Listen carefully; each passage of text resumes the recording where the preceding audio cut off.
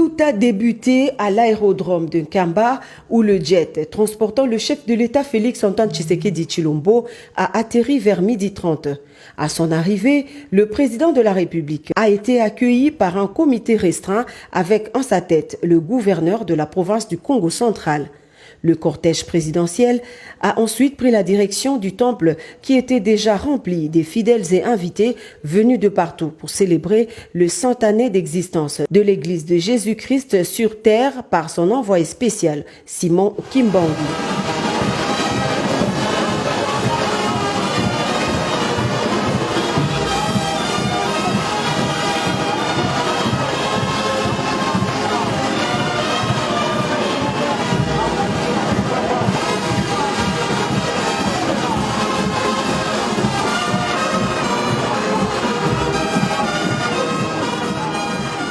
Après un bref entretien avec le chef spirituel, son éminence Simon Kimbangu Kiangani, le chef de l'État a été conduit dans le temple pour le culte. C'est sous le son de la fanfare mêlée au chant en l'honneur de leur hôte de marque que les fidèles kimbanguistes ont accueilli le chef de l'État dans ce temple mythique qui n'a laissé aucune chaise vide parmi les 37 000 places assises dans sa capacité d'accueil.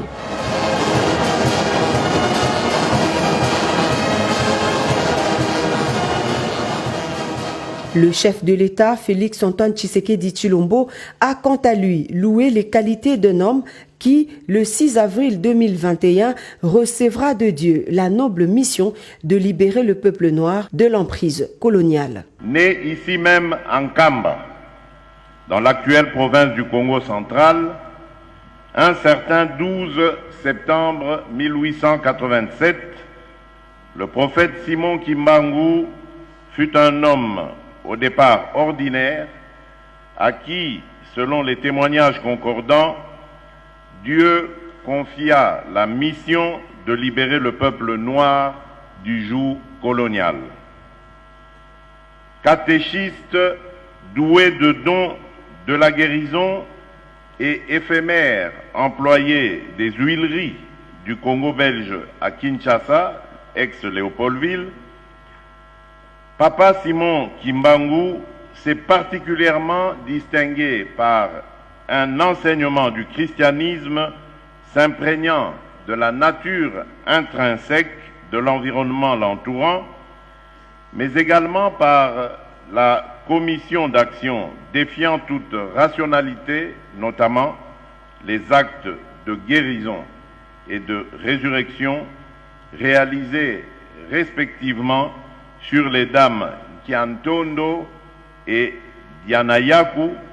à Ngombelutete au commencement de son ministère au mois d'avril 1921. Pour le chef de l'État, la commémoration du centenaire de l'église kimbanguiste doit nous rappeler le combat mené par les martyrs des indépendances africaines dont fait inexorablement partie Papa Simon Kimbangu pour s'être dressé contre l'oppression et l'injustice. Félix-Antoine Tshisekedi Tshilombo a également honoré la mémoire d'un compatriote parti du village de Nkamba, doté d'un courage et d'une endurance exceptionnelle et dont la popularité antérieurement locale s'est muée en un rayonnement mondial. Voilà qui vaut cette grande annonce qui a suscité de l'émoi chez les fidèles. Le garant des institutions de la République a chargé les présidents des deux chambres du Parlement présents à cette célébration d'inscrire pour le compte de la session en cours une loi qui fera du 6 avril de chaque année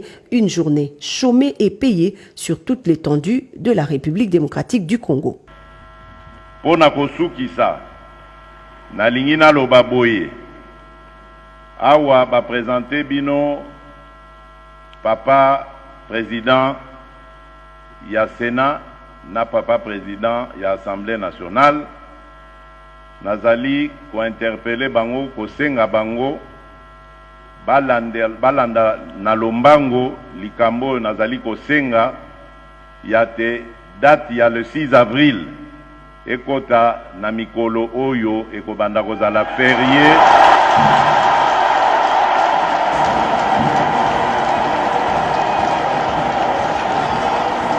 Le Le chef spirituel, son éminence Simon Kimbangu Kiangani, a remercié le président de la République pour avoir tenu promesse.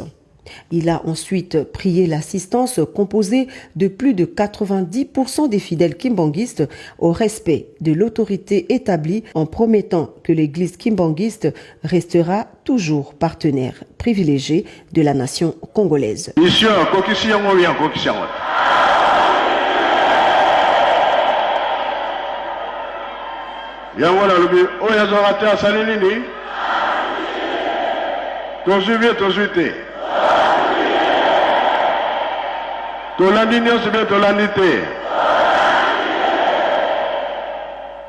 Auparavant, le directeur de cabinet du chef spirituel a donné la symbolique du 6 avril avant de retracer succinctement l'histoire de la vie du prophète Simon Kimbangu et les grandes lignes du kimbanguisme, un mouvement lancé par son initiateur avec comme leitmotiv la libération de l'homme noir.